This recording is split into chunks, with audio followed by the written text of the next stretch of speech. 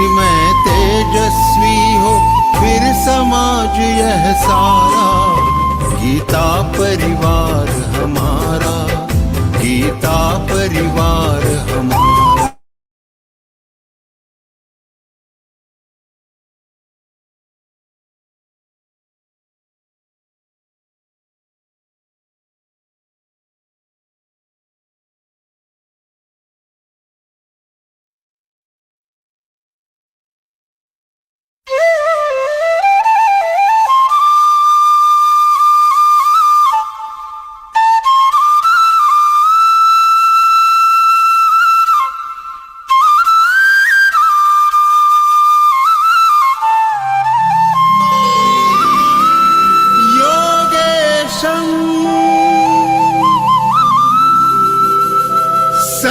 सच्चिदानन्दं वासुदेवं व्रजप्रियं धर्मसंस्थापकं वीरं कृष्णं वन्दे जगद्गुरुम्।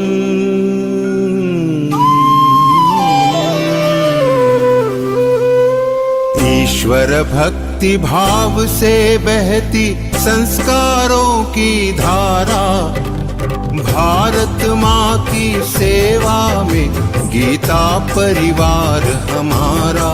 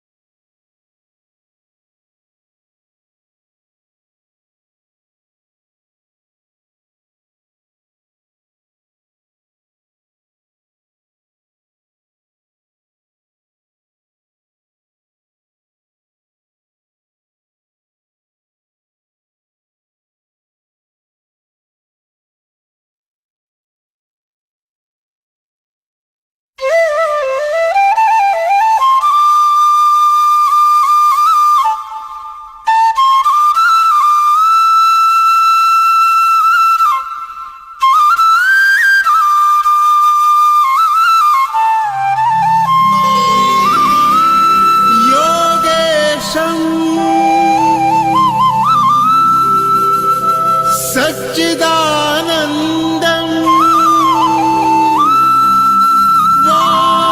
वासुदेवं व्रजप्रियं धर्मसंस्थापकं वीरं कृष्णं वन्दे जगद्गुरुम्।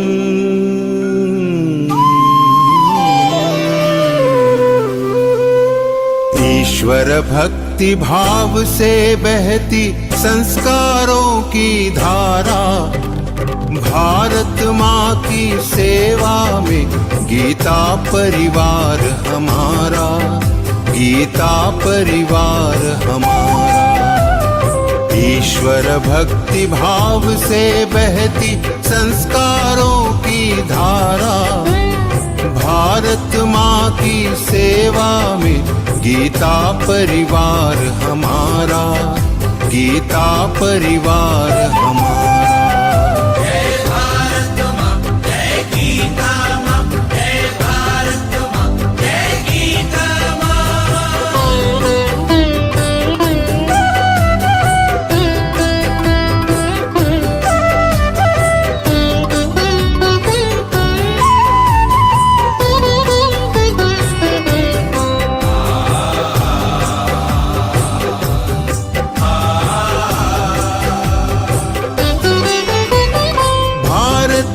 संस्कृति का वैभव जग में सबसे न्यारा, जय भारत माँ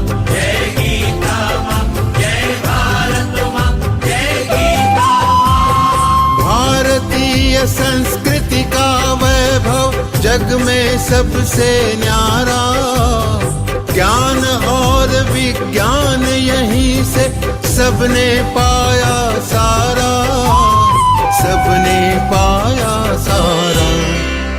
कुछ भूलों से हारा फिर से जीते देश हमारा। गीता परिवार हमारा, गीता परिवार हमारा। जय भारत माँ, जय गीता माँ, जय भारत माँ, जय गीता माँ।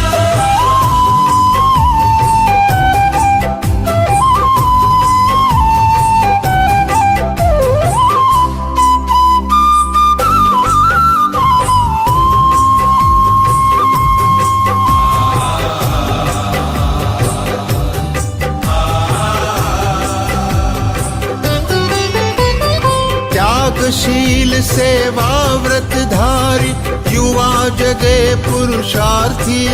जय भारत माँ, जय गीता माँ, जय भारत माँ, जय गीता माँ। त्यागशील सेवा व्रतधारी युवा जगे पुरुषार्थी। वैज्ञानिकता विनय सभ्यता स्वभाव हो निस्वार्थी, स्वभाव हो निस्वार्थी। देशभक्ति में तेजस्वी हो फिर समाज यह सारा। गीता परिवार हमारा, गीता परिवार हमारा। जय भारत माँ, जय गीता माँ, जय भारत माँ, जय गीता माँ।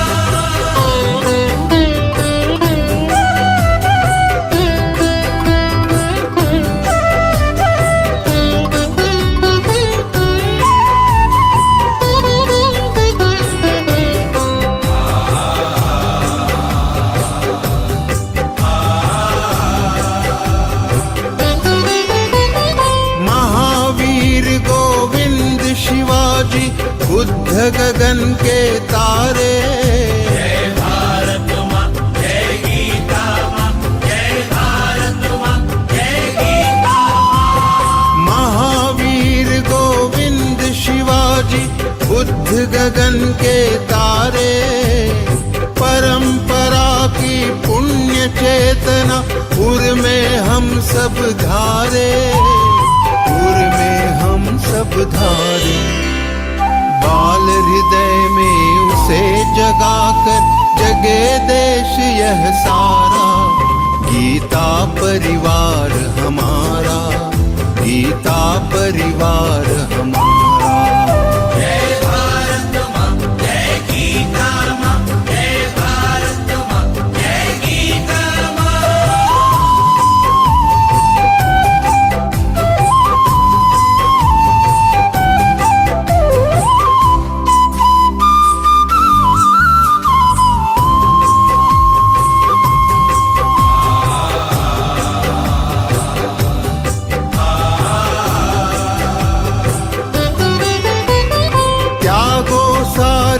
दुर्बलता को राष्ट्र समर्थ बनाओ। जय भारत माँ, जय गीता माँ, जय भारत माँ, जय गीता माँ। त्यागो सारी दुर्बलता को राष्ट्र समर्थ बनाओ। बंधु भाव समता ममता से सबको गले लगाओ, सबको गले लगाओ। चलो विवेकानंद मार्ग पर शुभ संदेश हमारा। गीता परिवार हमारा, गीता परिवार हमारा। ईश्वर भक्ति भाव से बहती संस्कारों की धारा। भारत माँ की सेवा में गीता परिवार हमारा, गीता परिवार हमारा, गीता परिवार हमारा, गीता परिवार हमारा, गीता परिवार हमारा, गीता परिवार हमारा।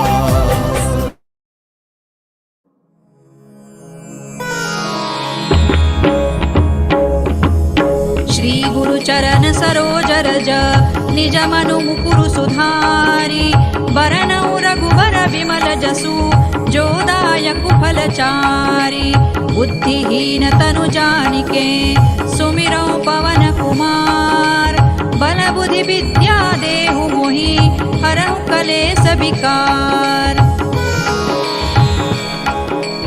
जय हनुमान ज्ञान गुण सागर जय कपीसति लोक उजागर रामदूत अतुलित बल धामा अंजनी पुत्र पवन सुत नामा महावीर विक्रम बजरंगी कुमति निवार सुमति के संगी कंचन बरन विराज सुबेसा कानन कुंडल कुंचित केसा हाथ वज्र और ध्वजा विराजे कांधे मूज जनेऊ साजे शंकर सुवन केसरी नंदन तेज प्रताप महाजगवंदन विद्यावान गुणी अति चातुर राम काज करिबे को आतुर प्रभु चरित्र सुनिबे को रसिया राम लखन सीता मन बसिया सूक्ष्म रूप धरि सियहि दिखावा विकट रूप धरि लंक जरावा भीम रूप धरि असुर संहारे रामचंद्र के काज संवारे लाय सजीवन लखन जियाए श्री रघुबीर हरषि उर लाए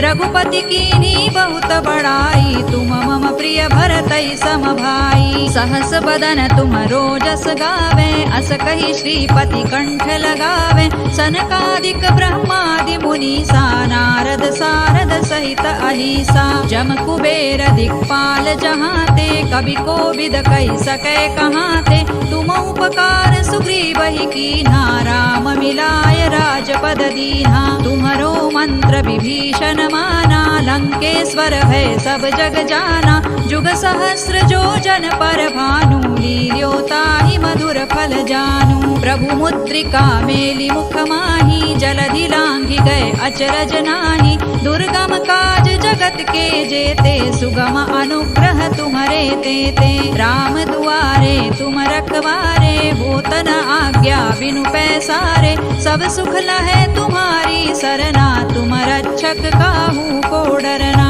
आपन तेज सम्हारो आपे तीनों लोक हांकते कांपे भूत पिशाच निकट नहीं आवे महावीर जब नाम सुनावे नासै रोग हरै सब पीरा जपत निरंतर हनुमत वीरा संकट ते हनुमान छुड़ावे मन क्रम वचन ध्यान जो लावे सब पर राम तपस्वी राजा तिनके काज सकल तुम साजा और मनोरथ जो कोई लावे सोई अमित जीवन फल पावे चारों जुग परताप तुम्हारा है प्रसिद्ध जगत उजियारा साधु संत के तुम रखवारे असुर निकंदन राम दुलारे अष्ट सिद्धि नौ निधि के दाता असवर दीन जानकी माता राम रसायन तुम्हारे पासा सदा रहो रघुपति के दासा तुम्हारे भजन राम को पावे जन्म जन्म के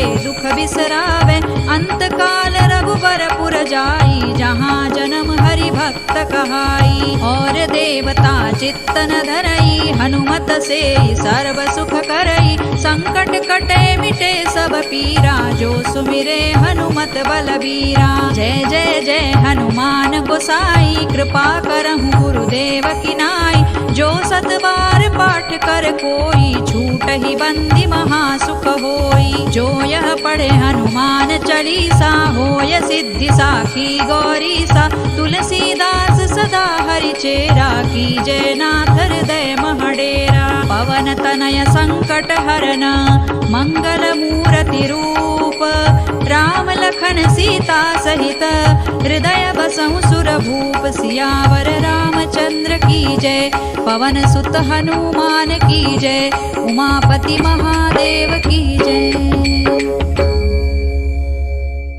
भूप सियावर रामचंद्र की जय पवन सुत हनुमान की जय उमापति महादेव की जय।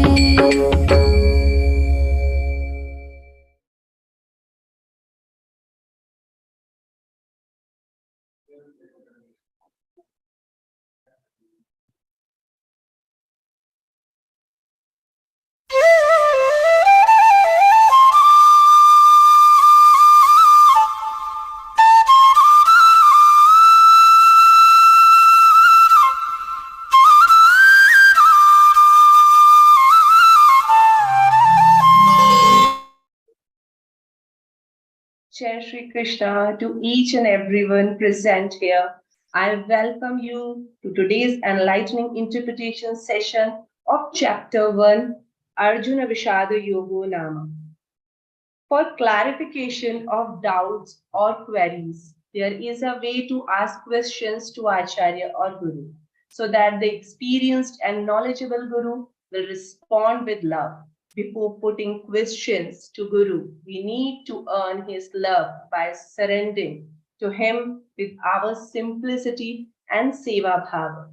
That will make the query to reach the Guru in simple bhava, and similarly, his response will reach the disciple with full love and knowledge. We cannot approach a Guru with ahankar. Then our ahankar will repel us from the Guru. He is like a magnet. We have to be a pure piece of magnet. We have to be a pure piece of iron. There would be no wood or stone in between. So, this context, Sri Bhagavan has said in Śrīmad-Bhagavadgītā, Tadviddhi pranipatena pariprashnena sevaya upadekshanti te jnanam jnaninas tattvadarshinaha. So with this note, I bow in the feet of Lord Krishna and taking blessings from Param Pujya Swami Shri Govind Dev Girishi Maharaj, I once again welcome you all to today's enlightening interpretation session of Chapter 1. A day without prayer is a day without blessings. And a life without prayer is a life without power. So let's begin this session with the prayer. I invite for prayer Savita Patil Tai, who resides in Thane, giving her seva as a techno star, and she is connected with Geeta Parivar since June 2021. Please welcome. Jai Shri Krishna Didi. Jai Shri Krishna. Vasudeva Sutandevam Kamsa Chanuramardanam Devaki Paramanandam Krishnau Vande Jagadgurum Krishnau Vande Jagadgurum. Jai Shri Krishna Tai. Jai Shri Krishna Tai. Thank you, Tai, for creating a heavenly atmosphere here. Deepa Jyotis Para Brahma, Deepa Jyotir Janardanaha, Deepo Haratu Me Papan, Deepa Jyotir Namostute. Means the light of the lamp represents the Supreme Brahma. The light of the lamp represents Janardana. So with this note, I would like to call upon for Deep Prajwalana Seema Kabra Didi. She is from Bareilly, serving as a techno star and many more different sections of Geeta Parivar. She is associated with Geeta Parivar since June 2020. Please welcome.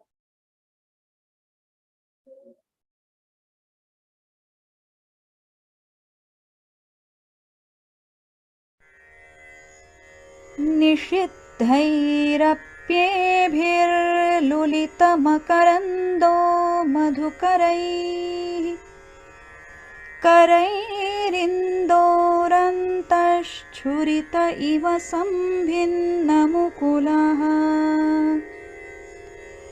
विधत्तां सिद्धिन्नो नयनसुभगामस्य सदसः प्रकीर्णः पुष्पाणां हरिचरणयोरञ्जलिरयम् शरदिन्दुनिभां शुभ्रां शुभ्रवस्त्रैरलङ्कृतां कलहंसकृतावासां वरदां शारदां नुमः वरदां शारदां नुमः. Thank you, Didi, for this beautiful deep prajwalana. After Vivechana, After Vivechana session, we have a question answer round. So whoever has a question, you can ask at the end of this session and you can raise your hand. Now, it's the moment we have been waiting for. Our speaker tonight. It's my pleasure to invite respected Vikas Vaidya Bhayaji. He is a well-known person of Geeta Parivar who barely needs an introduction. But it's our tradition. So here, he is a native of Pune. He runs his small IT company. Vikas Bhayaji has knowledge of many languages besides Hindi, English, and Marathi. He knows Indonesian, Malaysian, and Spanish languages also. He is a senior trainer of all the levels of Geeta Parivar.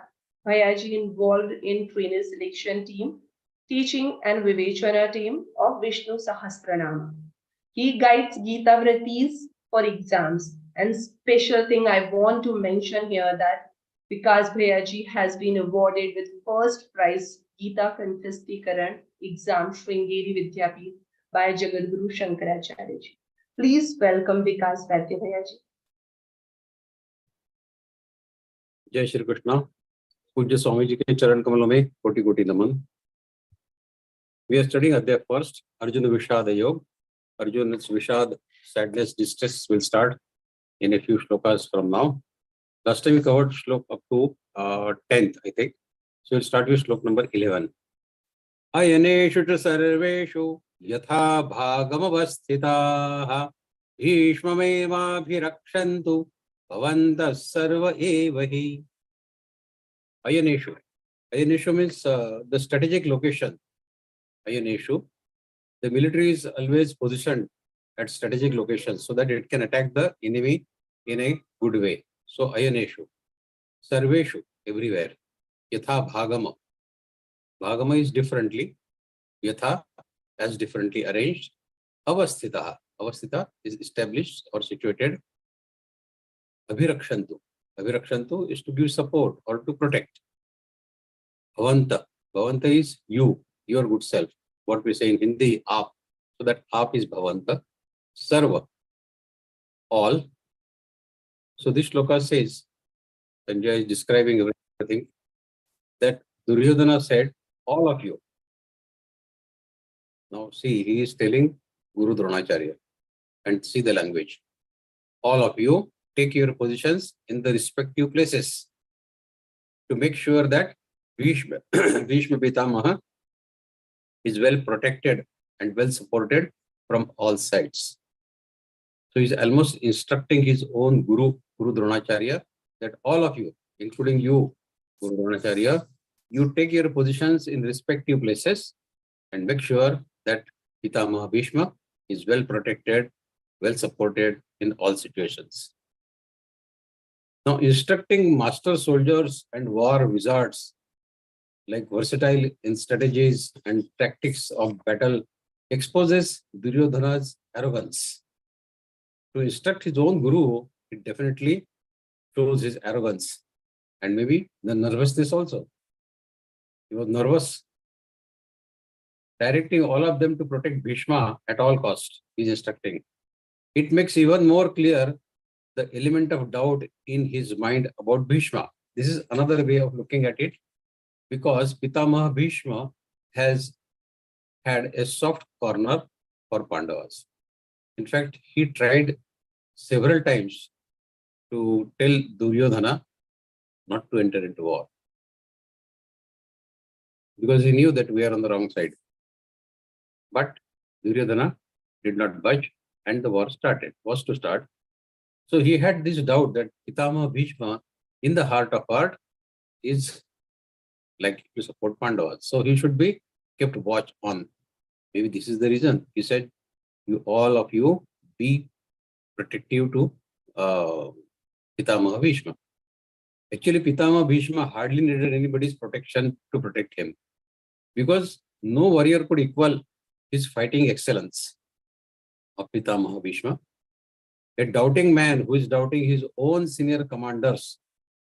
This doubting man is, of course, Duryodhana, he is doubting his own senior commanders like Pitamaha Bhishma.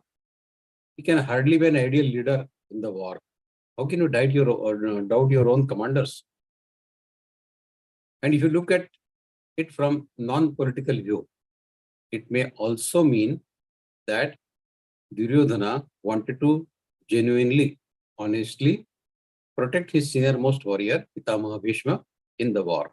Because if the senior-most commander of the army falls down in the attack from the enemy, then the whole army goes haywire.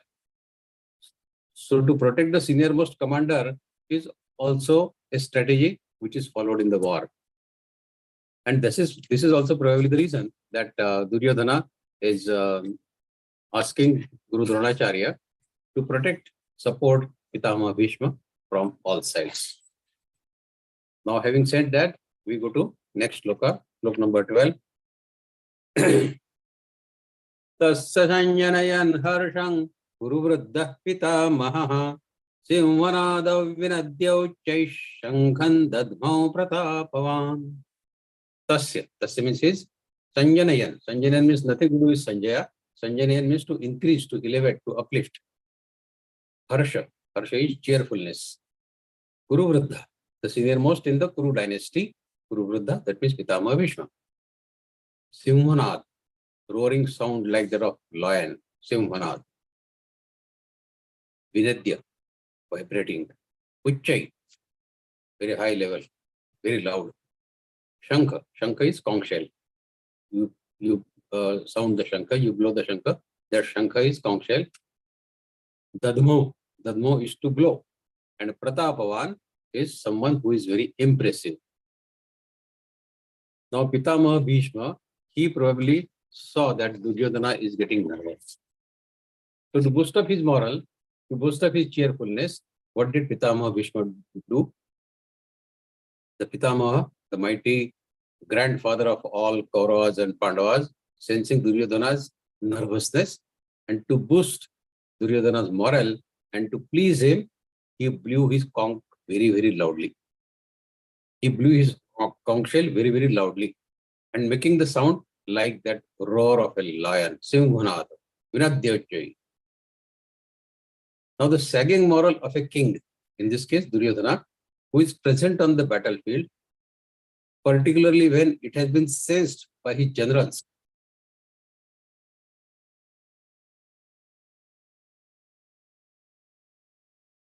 When it has been sensed by his generals, like Pitamaha Bhishma sensed it, the sagging moral of the king, it can work like a hole in the bottom of a flag warship. If the warship has a hole at its bottom, what will happen? It will sink. So Pitamaha Bhishma, the veteran soldier of distinguished eminence, he captured this moment and he decided to boost up Duryodhana's moral and injected the booster dose by blowing his conch shell, filling the sky with its roaring sound. The whole atmosphere was filled with that huge loud sound of Pitamaha Bhishma's blowing the conch shell. Now blowing the conch shell is anyway very beneficial. I do it every day. Try this someday. When your mind is restless, which most of the time is, try blowing the conch shell. First of all, you will have to take a long deep breath. Fill up your chest with a lot of air. Because the sound will be produced only after the long, forceful exhalation. The sound from the conch shell gets produced when you exhale. So you fill up your chest with a lot of air, a lot of oxygen, and then when you exhale forcefully through that conch shell, it makes that huge sound. And the sound that emerges from conch shell, it resonates in the forehead, here in the forehead. And the sound vibrations produced have a deep effect on your body, particularly your lungs and the nervous system. So to boost up and to keep your lungs healthy and to keep your nervous system in place healthy, it is a good practice to try and blow the conch shell every morning, 3 times. So on seeing the discouraged, nervous Duryodhana, grandfather Pitamaha Bhishma, he blew his conch to elevate his fears and to instill some kind of confidence in him. What happens next is Tadashankhaschya bheryascha panavānaka gomukhaha sahasaivaabhyahanyanta sashabdastumulo bhavat. Once Pitamaha Bhishma, he blew his conch shell, tata, thereafter, Shankha, conch shell, Bherya is large drums, what we call in Hindi, dhol, nagade. So that Bherya, Panava Anaka is small drums, kettle drums, or some instrument like Mridunga. Gomukha is the horn. Sahasa is suddenly, all of a sudden. Abhyahanyanta started sounding. Shabda, the combined sound of all the instruments which were played suddenly. Tumula, tumultuous. Tumula, very, very loud. Abhavata, become. So when Pitamaha Bhishma, he blew his conch shell very, very loudly. Soon after that, the war hysteria, it engulfed the Kaurava army. Everybody in Kaurava side got charged up with the blowing of conch shell by Pitamaha Bhishma. And the other conch shells, drums, bugles, trumpets, horns were all sounded suddenly all together. And the combined sound produced was intensely blustering and thunderous. Now in those times, along with the weapons and the artillery, musical instruments too were brought to the battlefield, which is not done now, but those days. The loud booming sound thus played by the instrument, it used to create and instill great confidence even in the weak soldiers. Even the weak, feeble soldiers also used to get charged up with that sounding of musical instruments. We experience this on every 26th of January and 15th of August. When the songs of patriotism and nationalism are going all around on radio, on TV, on FM channels, everywhere, then we also get charged up with the national spirit and the spirit of patriotism. The musicians gathered at the battlefield, they would create this thunderous, moral boosting sound like we experience. And this was done before the start of the fight, before the start of the war. Having done that, at the end of the day, because in Mahabharata, the war used to get played between Kauravas and Pandavas, morning, sunrise till sunset. After sunset, ceasefire till next day. So after that ceasefire, after the sunset, the same musicians used to gather at the battlefield. What they would do, they would be playing the calming music or the soothing music for the injured soldiers. During the day, hundreds, thousands of soldiers would get injured. When they are resting in their camps, these musicians would go and play the calming, soothing music for them. This calming music would act like a healing balm for the wounded soldiers. So music had very important role in the battles for those days. What an interesting usage of music during the war. But then it used to be a righteous war. War used to be fought based on some certain rules. And that was being fought ethically with some kind of integrity, wisdom, and rules. Unlike today's wars, when the enemy can enter into your residential area, he can start bombing the residential areas as well. This was not done in those days. That's why Kurukshetra was selected, so that all residential areas do not get armed due to war between Kauravas and Pandavas. His place was to get used to get selected, in this case Kurukshetra. What happens next? 14th. Tadashvetairhairyukte mahadesyandanai sthitau madavah pandavaschaivo divyau shankhau pradadvaduhu. This shloka needs clapping from all of us, because this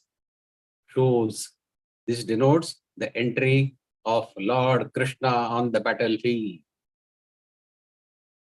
Tatashvetairhairyukte, thereafter, Shvet, white, Hai, horses, Yukte, being pulled. Mahati, Mahati is great. Syandani, Syandani is Ratha, chariot. Sthitau, Sthitau is situated. Madhava, Lord Krishna. Pandava, Arjuna. Divya, divine. Shankho, conch shell, we know it. Pradadmatuhu, to blow. Thereafter, something happened which charged up all Pandavas. What happened? As this clamorous sound on one side, a great chariot drawn by the pristine white horses, Shvetair Heiryukte, entered the battlefield. And who was there in the chariot? Lord Krishna and Arjuna were seated on the chariot, and then they sounded their divine conch shells. So this is the entry of Lord Krishna into Bhagavad-Gītā on the field of Kurukshetra. So what a beautiful description in this shloka. See, although Bhagavad-Gītā is Lord Krishna's divine song, but it is written by Maharishi Vedavyas, and he wrote it down from his memory. Try to visualize. Try to visualize. Imagine in front of you the battlefield of Kurukshetra, and imagine the scenario through your heart. The celestial white pristine horses drawing the grand chariot, grand Ratha, and seated on this chariot is our beloved, magnificent Lord Krishna. In his yellow satin clothes and beautiful peacock feathers adorning the bejeweled crown on his head, his face beaming with lustrous radiance, a dazzling smile on his lips, which normally we see any photo of Lord Krishna, you see he has a typical smile on his face, always smiling face, and immersed in sheer bliss. What an enchanting and pleasing sight that could be. Lord Krishna entering the battlefield. Now Shri Krishna is holding the horses of the chariot. He is performing the role of a charioteer, while Arjuna is standing at the back of the chariot, at the back of the Ratha. Such a chariot, it entered the battlefield, and Lord Shri Krishna responded to the sounds emanating from the Kauravas' camp by blowing his own divine conch shell. Lord Krishna sounded his own conch shell, and it goes without saying that the resultant sound resonated everywhere. Paramatma sounding his conch shell, it will resonate the whole world, obviously.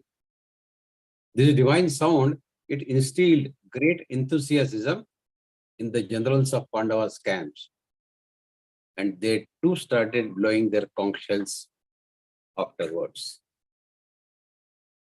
So blowing of conch shell from Pandava's side was started by Lord Krishna, and then after Arjuna. We go to next shloka, 15.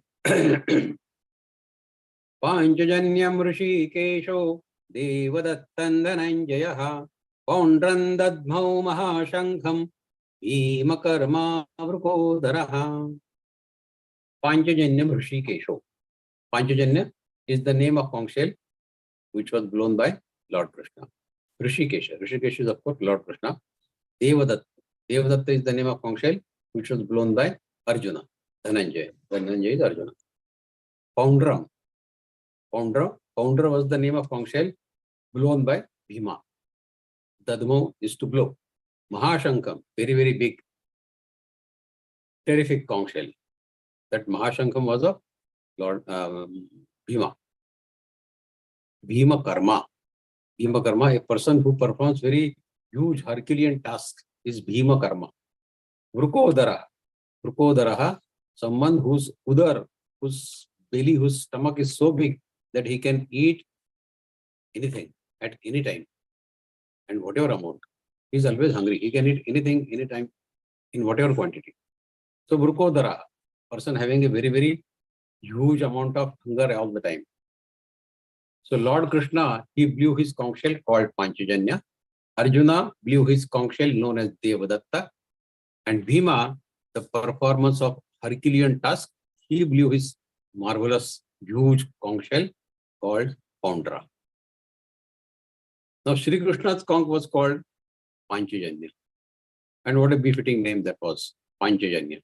Panchajanya denotes the composite of 5 symbols.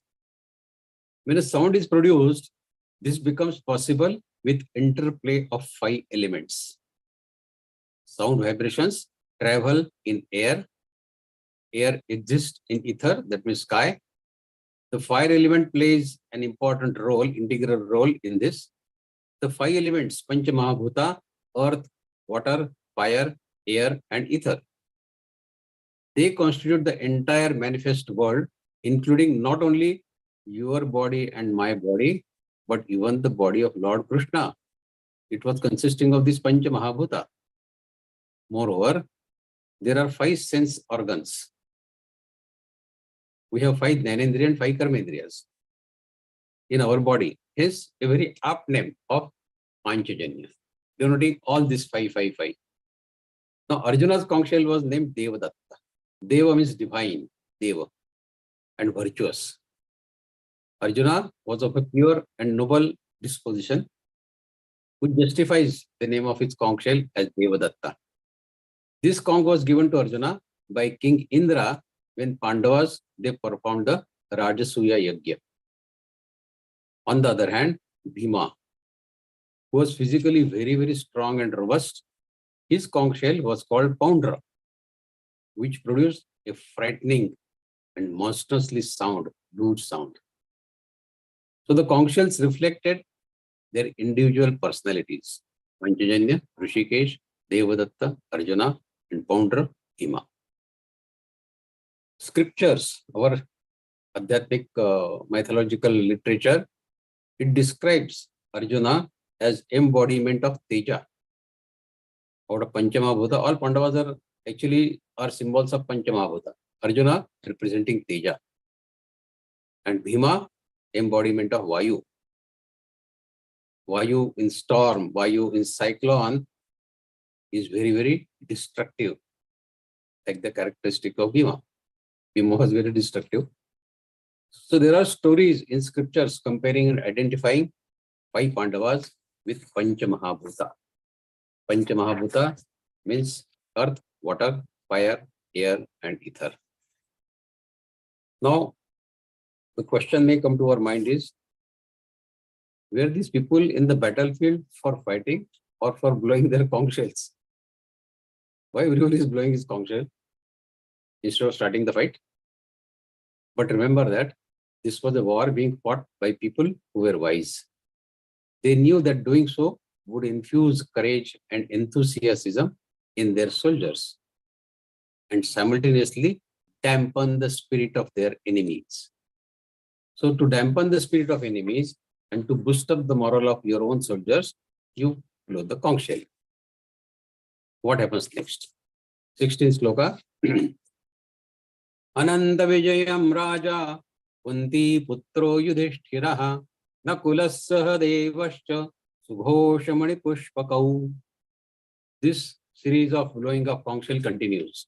Ananta Vijayam Raja Kunti Putro Yudhishthiraha Nakulas Sahadevascha Subhosha Mani Pushpakau. Sons of Kunti. The king Yudhishthira, he blew his conch shell named Ananta Vijaya, along with Nakul and Sahadeva, whose conch shells were called Sughosha and Mani Pushpak, respectively. Sughosh and Mani Pushpak. Actually, Arjuna, Bhima, and Yudhishthira, 3 were Kunti's sons, while Nakul and Sahadeva were Madri's sons. They were not Kunti's sons, they were Madri's sons. So the adjective here used, Kunti Putra, is basically used for Yudhishthira. So Nakul Sahadeva also used to call Kunti as their mother only. She was also like mother there only. But their real mother was Madri, not Kunti. Now Yudhishthira has been called king, Raja, because he was the ruler of half of the Indraprastha kingdom before they went to Vanvasa, before exile. And according to the promise and according to the law even that time, he should have been the king after coming back from that exile and that Vanvas, incognito residence of 1 year. Moreover, by calling him king, probably Sanjaya wanted to give a hint that he would be the king of entire territory afterwards. Maybe he imagined the result of war, and then he said probably that Yudhishthira is going to the king. So he calls him king. Now Yudhishthira is known as Dharmaraja, which literally means king of Dharma.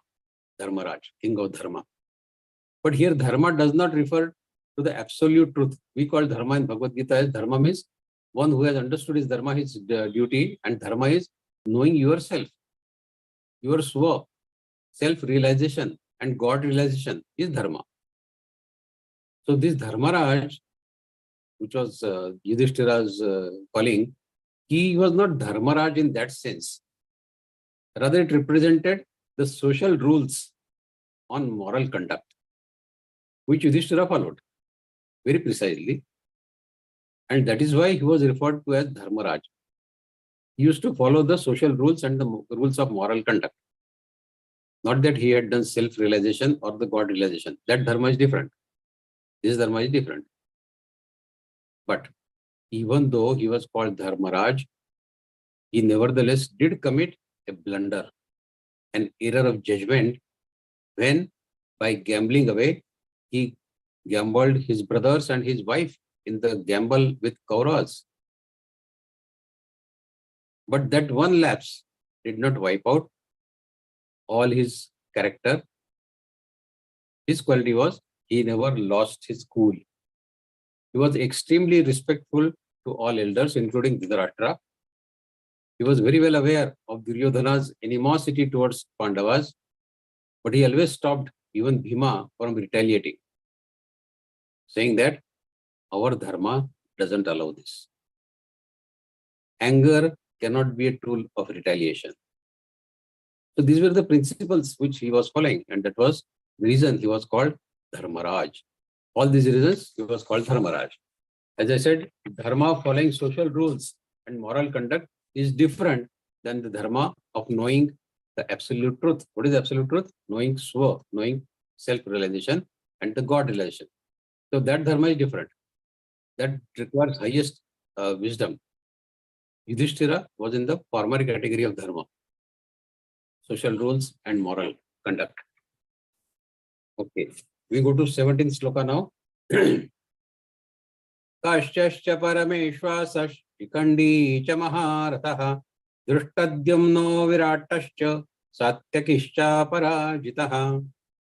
Kashya. Kashya means the king of Kashi. Parameshvasah is the great archer. Maharatah.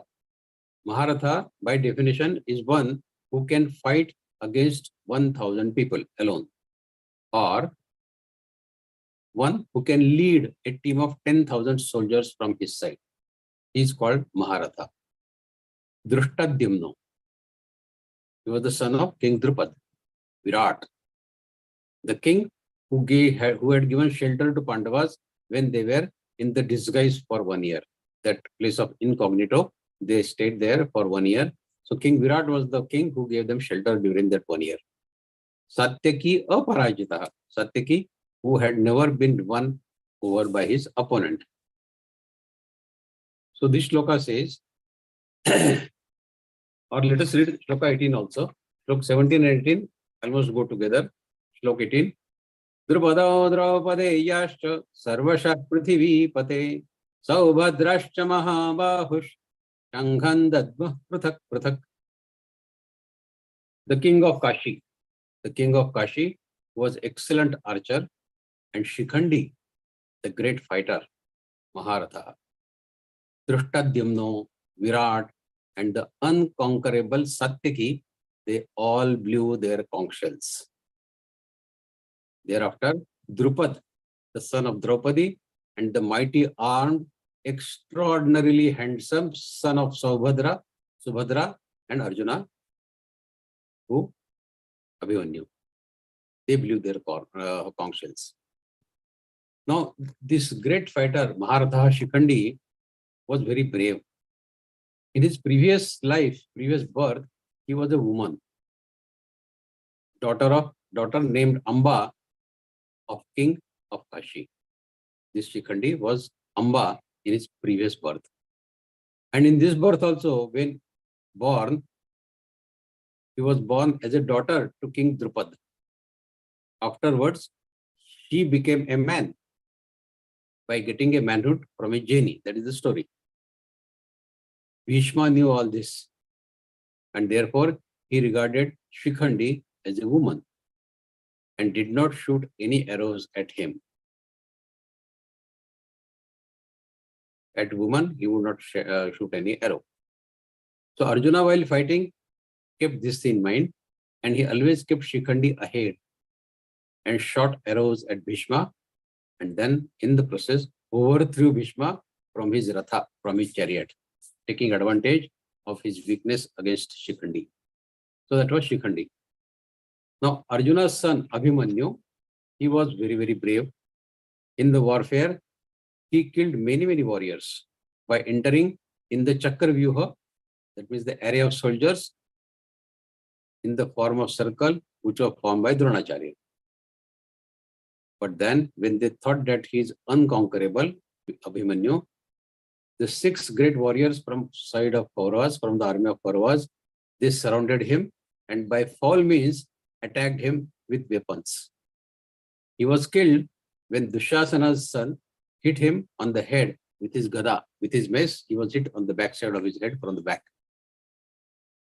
Because otherwise, he was not getting killed. His bravery was destroying Kauravas' army. Now, Sanjaya mentions only one warrior, that is Bhishma, Pitamaha Bhishma, who blew his conch shell from Kauravas' army. While he mentioned 18 warriors, if you count all the warriors which were named in the previous shlokas, 18 warriors who blew their conch shells from Pandava's side. Lord Krishna, Arjuna, Bhima, Yudhishthira, Snakula, Sahadeva, 5 sons of Draupadi, etc., etc., etc. So total 18 warriors are named by Sanjaya as they blew their conch shells in the battlefield of Kurukshetra. It seems Sanjaya did not want to describe the unrighteous side of Kaurava's army in great details. But he had great regard for Lord Krishna, the Pandavas, and the Pandavas' army, because he knew that they are on the right side. Pandava's side was the side of righteousness. So he thought it proper, Sanjaya, to describe the warriors of Pandava army in more details. And he took delight in describing Pandavas in great details. We go to next shloka, 19. So Gosho Dhartarashranam Hridaya Nivyadharayat Navascha Prathivinchaivo Tumulo Vyanunadayan. So, some is that Gosho. Ghosh means sound, vibrations. Dhartarashtran, sons of Dhritarashtra. Hridayani, Hridayani, the hearts. Vyadarayat, Vyadarayat is shattered. Nabha, sky. Prithivim, the earth. Tumul, very, very loud. Vyanunadayan, the sound and its echo. When we go to the hilltop and shout loudly, we get an echo. So this is Vyanunadayan. So this terrible dream, the blowing of these different conch shells, because they become very, very loud, vibrating and sounding both in the sky and on the earth. That loud sound shattered the hearts of sons of Dhritarashtra. So Gosho Dhartarashtranam Hridayani Vyadarayat Navascha Prathivinchaiva Tumulo Vyanunadayan. So Gosho Dhartarashtranam Hridayani Vyadarayat Navascha Prathivinchaiva Tumulo Vyanunadayan. The sound of the conch shells of Pandava army was so thunderous, so roaring, so horrifying that it echoed through the sky and earth. And it shattered the hearts of Kauravas, who had snatched away the empire from Pandavas, and also of the kings who were supporting Kauravas, who had come to fight from the side of Kauravas. It means that as a weapon, it shatters the heart and causes it pain. So does the sound of these conchs. The sound discouraged the Kaurava army and its warriors. They were horror-struck with that huge sound which filled the sky and the earth. Now here the question may arise, as why there was the effect of sound of the war instruments, such as this conch and drums and everything, of 11 Akshahini army. That was the size of army of Kauravas. The proportion of Kaurava versus Pandava was 7 versus 11. The Kauravas army was 11 Akshauhini. We can go into details of what is Akshauhini. Akshauhini is 10, maybe around 1,09,350 soldiers, then 65,000 horses, then maybe 22,000 rathas. All this constitutes one Akshauhini. Like that, 11 Akshauhini army Kauravas had. And while Pandavas, they had 7 Akshauhini. But here we are talking of Kauravas getting shattered because of the sounding of conch shells by Pandavas army. But why there is no shattering of Pandavas' heart because of conch shells being blown by Kauravas? The answer is that the hearts of those who are righteous and just they cannot be shattered. They have got a strong heart because they're on the right side. The truth is on their side. That truth makes their heart very, very strong. Nobody can shatter those hearts. The strength of truth is such huge that nobody can shatter the truth. Nobody can shatter their heart who are on the right side. Pandavas had ruled over the empire with justice and righteousness before their exile, and also demanded their empire from Kauravas legitimately, which was also a just demand. On the other hand, the hearts of those who are unrighteous, like Kauravas, unjust and sinful, like Kauravas, their hearts are weak, doubtful, and full of fear. They may be strong physically, but in the heart, they are weak because they know we are doing something wrong. It is their sin or injustice which weakens their heart. So unrighteous people have weak heart, righteous people have strong heart. This is the conclusion we can draw. Duryodhana and his group, they tried their best to kill Pandavas by any means. They snatched their empire and caused them much trouble. They did not leave a single opportunity to trouble Pandavas. Thus, they stood on the side of unrighteousness, Kauravas. So the sound of the conch of 7 Akshauhini army of Pandavas, it shattered the hearts of 11 Akshauhini army of Kauravas. Now this incident, it reminds one more thing, that a striver, a sadhak, he should never have unjust and unrighteousness dealings through his body, through his speech, or through his mind. Geeta treats actions taken by your body, by speech or mind as your karma. Shri Vangmano Viryat karma prarabhate nara. There is a shloka in 18th adhyay. All the kriyas of your body, your speech and your mind are your karmas. So don't be unjust and unrighteous in your action which you take through your body, through your speech or through your mind. Because this weakens the heart and it creates fear. For example, Ravana was very, very powerful. Everybody used to get scared of him. He was such powerful, even the gods, demigods used to get scared of Ravana. That was his bravery. That was his power. That was his strength.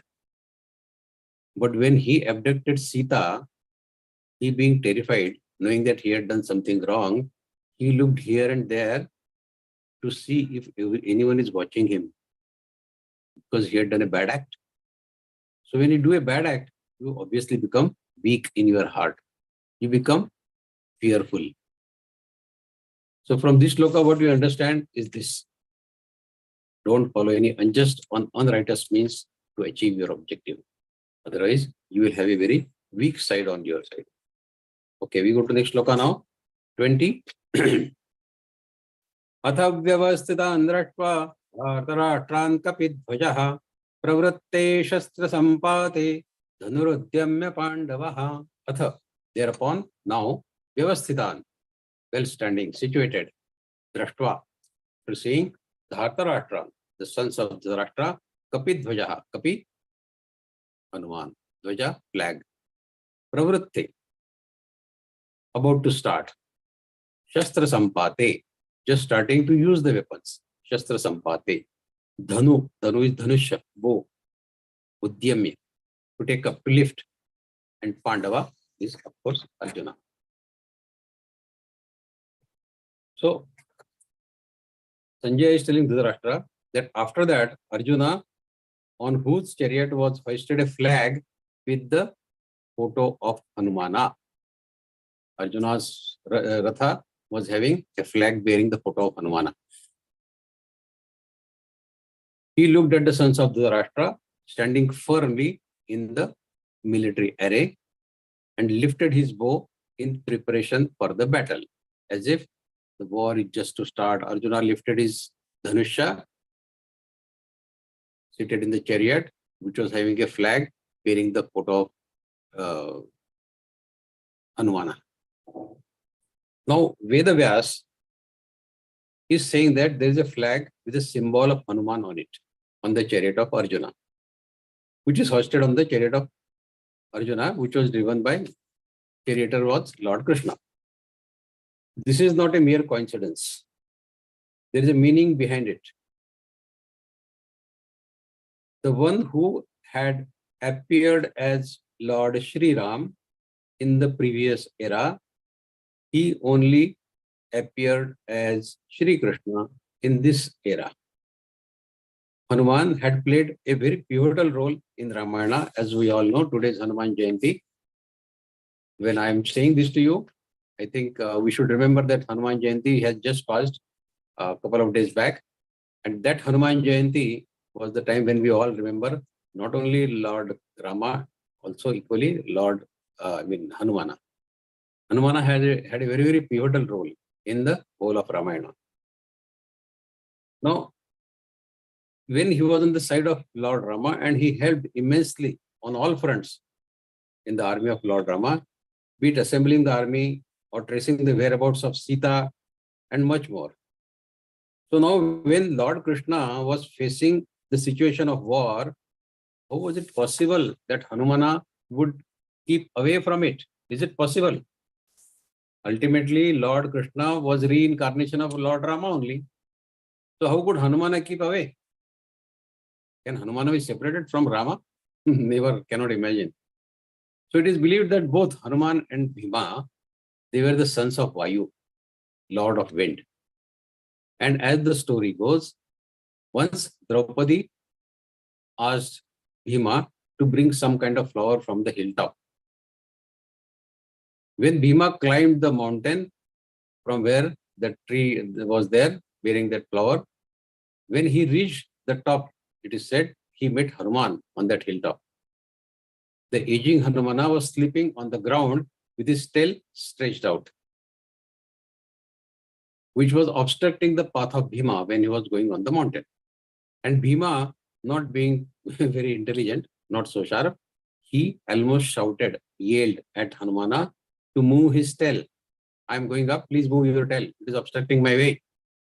Hanumana did not say anything. But when Bhima ordered him again and again, Hanumanji, he finally spoke. He said, I am old, so how can I move this long, heavy tail? My dear, why don't you help me and move this tail yourself? So Bhima decided to do it himself. First, he tried to move the tail by pushing it with his feet, like any arrogant person would do. But he did not budge. Then he grabbed it with his mighty hands and tried to lift it up. It still did not move an inch. Now Bhima got scared. And he realized that this was no ordinary being. He is something different. He bowed down and with folded hands and then asked Hanumanji to reveal his true identity. Who are you? Hanumanji then appeared in his real form and said, I am your elder brother. I am also the son of Vayu. You are also the son of Vayu. I am your elder brother, Bhima, and I have come here to advise you. Use your intellect in the war. Don't use only your power, but use your intellect in the war that you will be fighting in the near future. Don't underestimate your opponent's power by merely going on his physical appearance. Don't make the error of judgment. Use your intellect. So at the time of war, when all the supporters, friends, relatives of Pandavas, they came together, oh, Hanuman could remain away. So he did not remain away. He also joined Pandavas, but in the form of a sign on the flag. Not in his physical form, but in the sign of on the flag. But since it was not Hanuman's era, it did not manifest in the physical form because it was different era. Hanuman is immortal. He could come anytime, even today, because he is one of the 8 immortals. But it was not his era, so he did not manifest in his physical form in Mahabharata war. But in order to support his brother and to assist his beloved master, Shri Krishna, which was Shri Rama, Hanuman established himself as a symbol on the flag. So if it may seem to be only a symbol, but as we know the story of Mahabharata, so many weapons were fired at the chariot of Arjuna, but it did not damage the chariot because the flag holder was Hanumana. And at the end of war, we know the story in Mahabharata, when Krishna asked Arjuna to get down from the chariot. Arjuna said, no, you first get down. Lord Krishna said, no, you first get down. When Arjuna got down, after that Krishna got down, Shri Krishna got down from the chariot, the whole chariot went into fire. It was all protected by Hanumana all these days during the war. So that was the power, that was the involvement of Hanumana in the war of Mahabharata as well. The rest of the shloka says that at the time Arjuna took up his bow and prepared to fight shoot the first arrow. After looking at the sons of Dhritarashtra, who were standing in the form of a military formation, he spoke these words to whom? To Rishikesham Vakyam Vidamaha Mahipate. We go to next shloka now. Rishikesham Dada Vakyam Vidamaha Mahipate Arjunam Vacho Senayor Bhayor Madhye Ratham Sthapayamechyuta. Senayor Bhayor Madhye Ratham Sthapayamechyuta. Achyuta means Arjuna, Lord Krishna, please place my chariot between the 2 armies and hold it there, keep it there, till I have carefully observed the war-minded warriors with whom I have to fight this war. Let me see them. Achyuta Senayor Bhair Madhye Ratham Sthapaya. So 2 armies were standing against each other. They were stationed at such a distance from each other from where they could shoot the arrows against each other. Arjuna asked Lord Krishna to place his chariot in the middle. To begin with, Arjuna was valiant, very brave. But when he saw his kith and kin in the battle, he developed an attitude of disinterest in the war, being overtaken by the attachment with his friends, relatives, gurus, and all whatnot. It means that a man, in whatever circumstances he is, by making proper use of circumstances, can be free from desires and can realize God. Because God Paramatma always remains uniform in all the circumstances.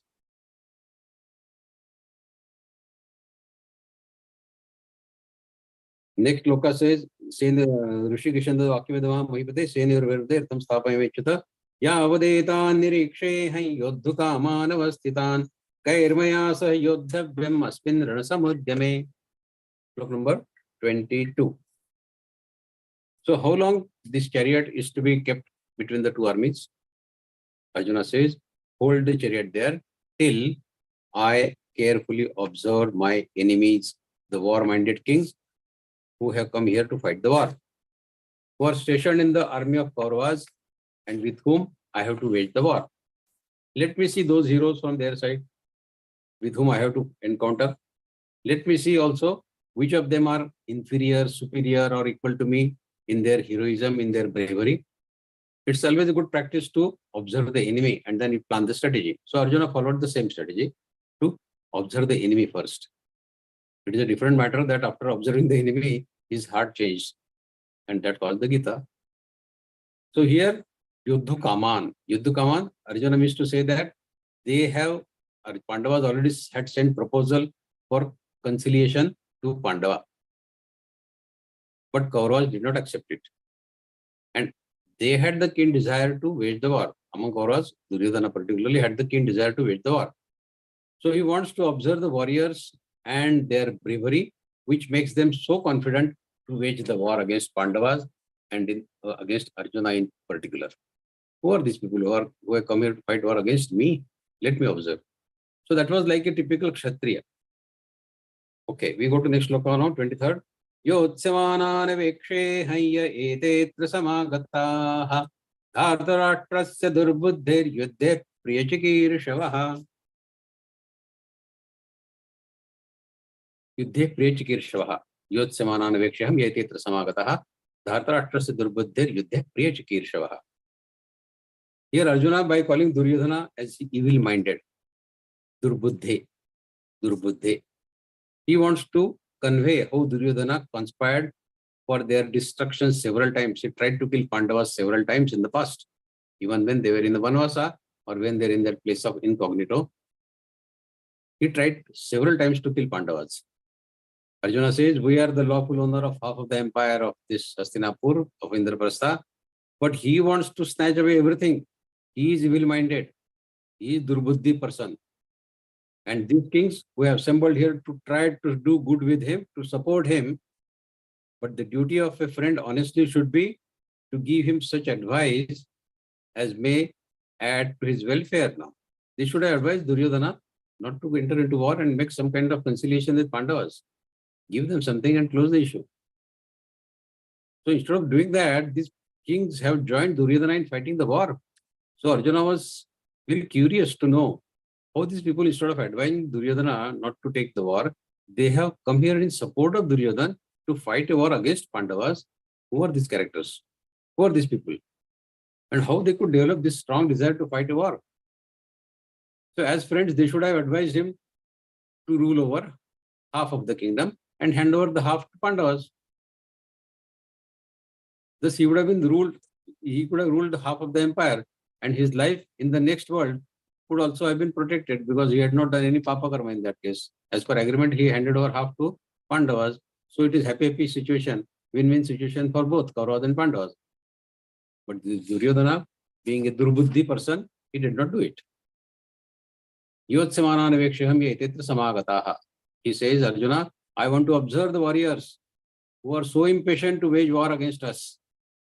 They have favored the unrighteous side and injustice. So they are sure to get ruined in the war because unjust side gets ruined. Unrighteousness side gets ruined in the war. Let me see who are those people. Yotsamanana, in which Arjuna wants to see those who have that keen desire to fight the war. Okay, we go to next sloka now, 24. Evamukto rishikesho gudakeshena bharata. This is Sanjaya Vacha. Sanjaya Vacha. Evamukto rishikesho gudakeshena bharata. Senayor bhayor madhye stapayatva rathottamam.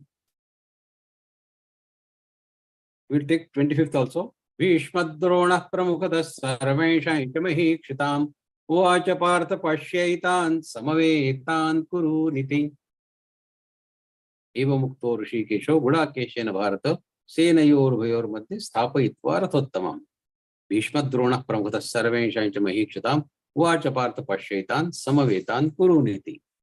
Now here Gudakesh. Gudakesh has two meanings. Guda means curled and Kesha means hair. So it means one having curly hair. So Arjuna was a Gudakesh. She had curly hair.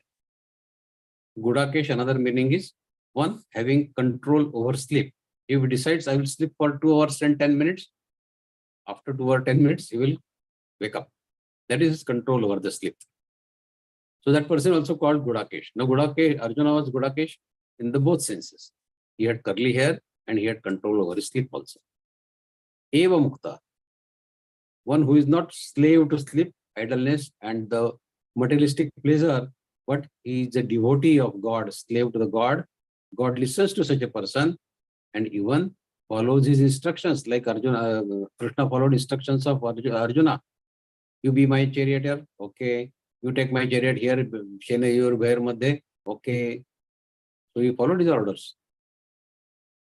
So in order to carry out the wish of his devotee friend Arjuna, Lord Krishna placed the chariot between the two armies. Evam Uktva. Evam Uktva. After saying like this. Rishikesha. Rishikesh, Rishi means senses. Rishikesha means the Lord of senses. Arjuna, Krishna was the Lord of senses. Who is the inspirer of mind, intellect, and senses is Lord Krishna, Rishikesh, who commands the whole world.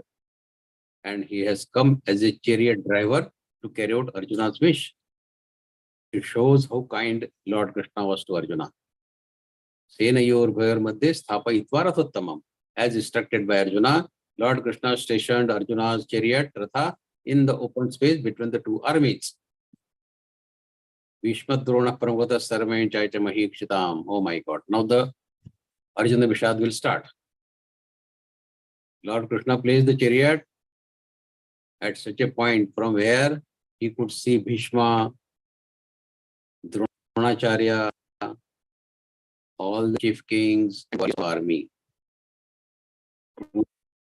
Uvacha Partha Pashaitan Samavetan Kuru Niti. Lord Krishna says, see, Kuru dynasty people stand here.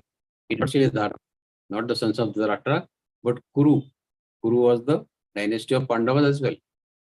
So probably Krishna wanted to tell Arjuna that this is Kuru versus Kuru war. You will be fighting against your own people. You are also Kuru dynasty. Kaurava was also Kuru dynasty. To probably instill a feeling of some kind of fear in the Arjuna, whether to take war against his relations, his friends, his gurus, who belong to the same dynasty as him, Kuru. If that had not happened, and if he had used the word Dhartarashtra, sons of Dhritarashtra, probably Arjuna would have started the war. But saying Kuru, probably it stressed that they are also belonging to the same dynasty as you. So would you like to take the war? Now that probably caused the Geeta. When Arjuna saw all the enemies, Bhishma, Drona, Paramvata, Sarma, Chaita, Mahikshitam, so that caused the war of Mahabharata. Rest of the shlokas we'll take in the next session. Thank you so very much. Jai Shri Krishna. And now the forum is open for all of you to raise your questions. In the last session also, I think questions answer session was skipped. You can raise questions about the first 10 shlokas, what we covered in the last session, and the shlokas, of course, what we covered in today's session. So up to 25th of shlokas, first to 25th, whatever questions you have, please feel free to raise your questions. Thanks a lot. Thank you so much, Mayaji. It was my pleasure to listen you. It was truly valuable and we were all thoroughly engaged by your Vivechana. As Bhayaji mentioned, it's question answer session. So whoever has a question, please raise your hand and switch on your camera, please.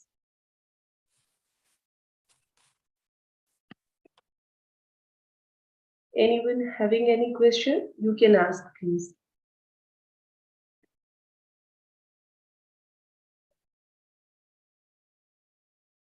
Okay, this Adhyay, there is not a single shlok by Lord Krishna. So the basic message of Gita is yet to start. This Adhyay is more about the Arjuna Vishad. Why Arjuna got sad, why Arjuna got distressed. So if you have any questions about the mental status of Arjuna, as to why did he feel like that? Was Duryodhana really was at big fault? All of us blame Duryodhana as a very, very bad character in Mahabharata. But maybe he also had a side to tell Duryodhana. What was his side? We'll discuss that. Okay, Sarojini has a question. Yes. Sarojini Didi, please raise your hand.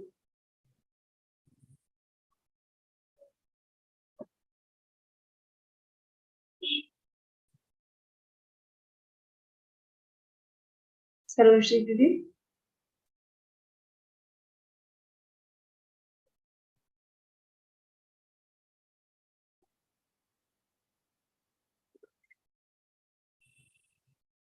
You can raise your hand, Didi.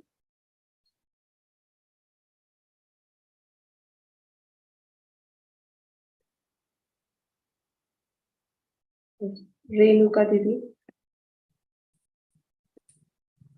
Renuka Didi, please unmute yourself. And switch on your camera also. Please switch on your camera, Renuka. Yes. जय श्री कृष्णा भैया and जय श्री कृष्णा दीदी। ये 16 श्लोक में सुघोष मणि पुष्प का इसका मीनिंग क्या है? Sughosh and Mani Pushpako are the names of two conch shells. Sughosh was the conch shell which was blown by Nakula, and Mani Pushpak was the conch shell blown by Sahadeva. So they are just merely the names. उनके शंख जो उन्होंने बचाए है वो शंख के नाम है सिर्फ ये सुघोष और मणि पुष्पक। ठीक है, थैंक यू भैया। Thank you. Anyone having any question? We have great opportunity to ask Vikas Bhayaji. You never know. It's our pleasure. It's our opportunity. Yes. Again, Renuka Didi, please unmute yourself.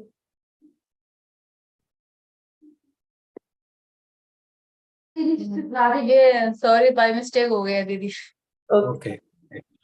Okay, if there are no questions, let me use this time to share with you about the psyche, about the thinking of Duryodhana. We all try to find faults in Duryodhana, but Duryodhana also had a strong logic from his side.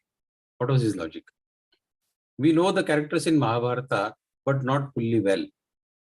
The story of Mahabharata is, it starts with King Shantanu. Shantanu and Ganga, the human manifestation of river Ganga, that Ganga and Shantanu, they had a child, they produced a child called Pitamaha Bhishma. Bhishma was the son of Ganga and Shantanu. But before Shantanu and Satyavati, they got married. Satyavati, then Satyavati and Rishi Parashar, before Satyavati got married to King Shantanu, because after the birth of Bhishma, Ganga left, and then Shantanu got married to Satyavati. But Satyavati, before she got married to Shantanu, she had a child from Rishi Parashar. Who was that child? Maharshi Vedavyas. Maharshi Vedavyas was the son of Rishi Parashar and Satyavati. Satyavati had two sons from Shantanu. Both of them got married, but unfortunately both of them died before they had any issues. Before they could have any children of their own, both of them died. One daughter-in-law, her name was Ambika, and second daughter-in-law, her name was Ambalika. Now, as per the traditions of those times, which may find objectionable today, but according to the traditions of those times, if the women do not have children, they don't have a child, then they could go to a sage, they could go to a Rishi, and then that Rishi could help them to impregnate and get a child of their own. So Satyavati, since after King Shantanu, there was no legal heir to the throne of Hastinapur, she thought that these two daughters-in-law of mine, they don't have their sons. So if they have their sons, then only this throne can be occupied by my grandsons. But I don't have grandsons. So she requested Maharshi Vedavyas that you please help my daughters-in-law to get impregnate and then to produce child. So Ambika, she went to Maharshi Vedavyas, and she was thoroughly scared of Maharshi Vedavyas because he was a Maharshi and very, very person of very high status.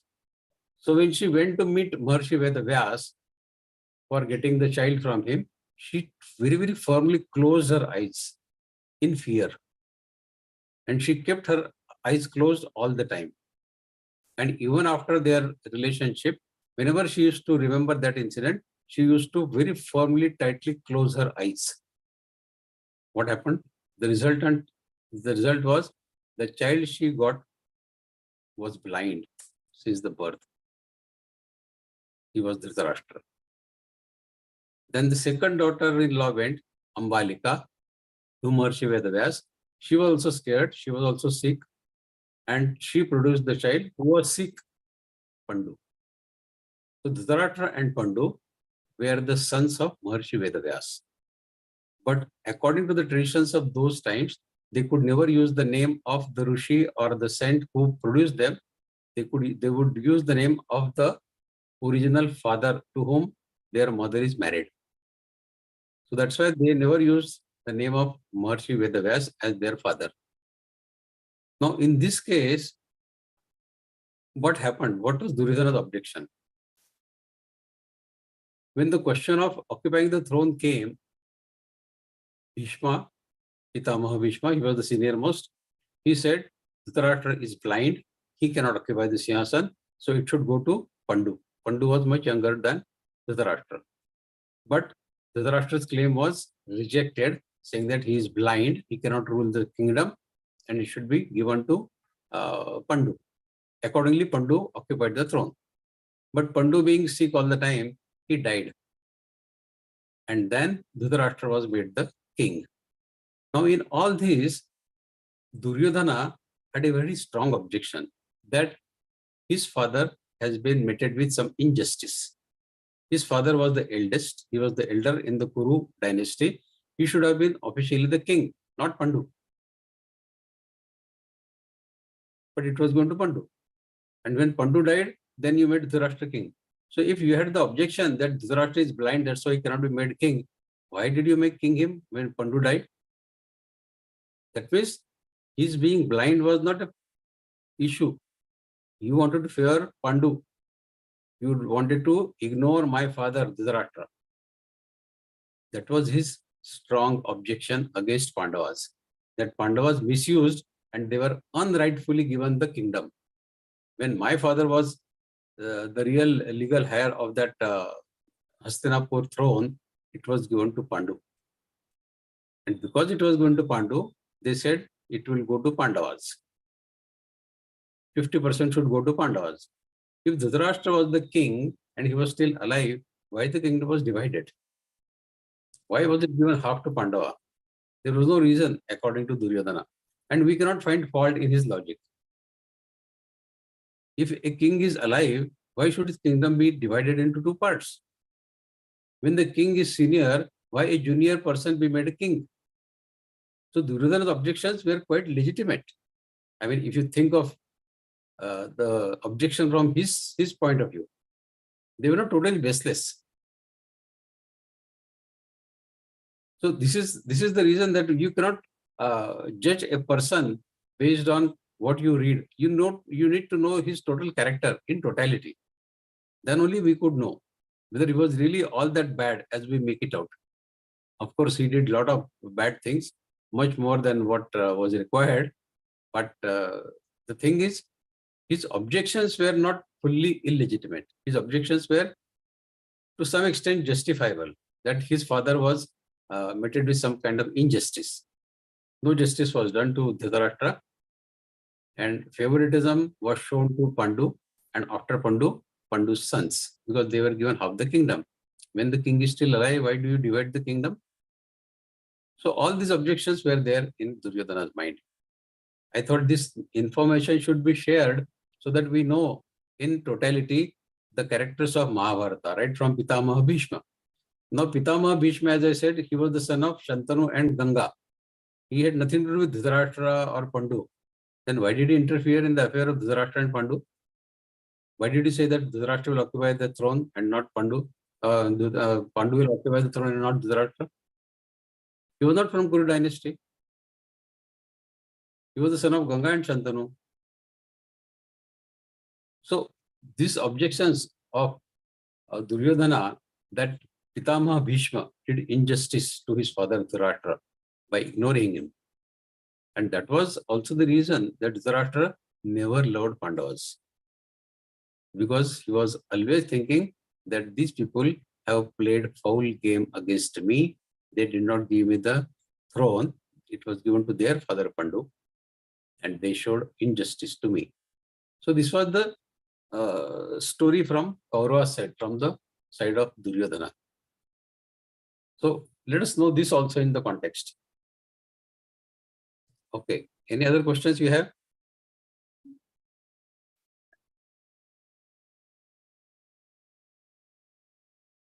Anyone having any question?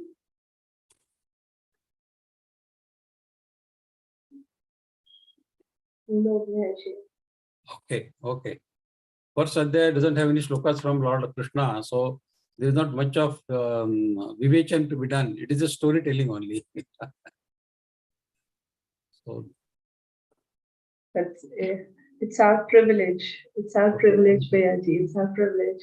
No words for you. You have given your precious time to us. It's our all of privilege that we are hearing you. thank you. Thank you so much once again. Once again, thank you so much, Vayaji, for Yes. giving your precious time to us. Thank you so much.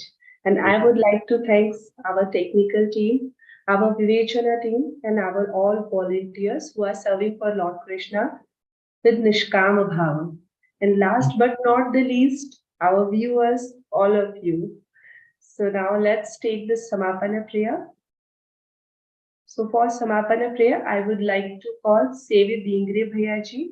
He is native of Delhi, serving in many departments in technical team, calling in migration team, and many more. And he has joined Geeta Parivar since November 2022. Okay, Sevi, it's Didi. Sorry. Yes, please, over to you, Didi. जय श्री कृष्ण योगेशं सच्चिदानन्दं वासुदेवं व्रजप्रियं धर्मसंस्थापकं वीरं कृष्णं वन्दे जगद्गुरुं श्रीकृष्णं वन्दे जगद्गुरुम् Jai Shri Thank Krishna. you, Didi. Thank you so much for this beautiful prayer. Thank you so much. Didi.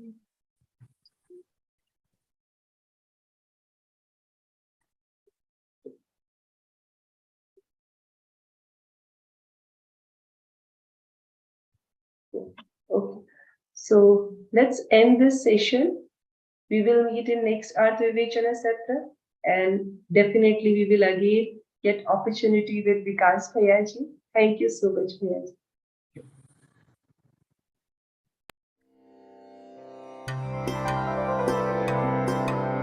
Shri गुरु चरण सरोज रज निज मन मुकुर सुधारी बरनऊ रघुवर विमल जसु जोदायक फलचारी बुद्धिहीन तनु जानिके सुमिरो पवन कुमार बल बुद्धि विद्या देहु मोहि हरहु कलेस विकार।